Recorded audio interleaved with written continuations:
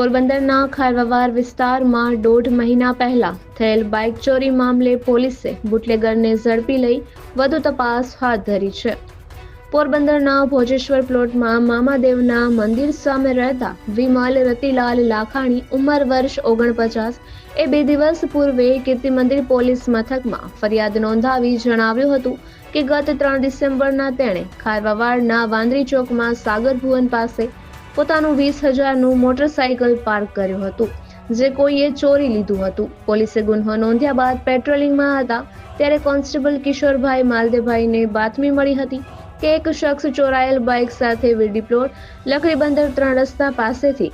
આથી પોલીસ તુરંત ત્યાં દોડી ગઈ હતી અને એક શખ્સ બાઇક સાથે મળી આવતા તે મનીષ ઉર્ફે મોબાઈલ ગીગાભાઈ મડવી ઉંમર વર્ષ 35 રહે શહીદ ચોક પાછળ હોવાનું જણાવ્યું હતું અને તેની પાસે રહેલ બાઇક અંગે આગવી ઢબે પૂછપરછ કરતા 1.5 માસ પૂર્વે ચોરી કરી હોવાની કબૂલાત આપી હતી.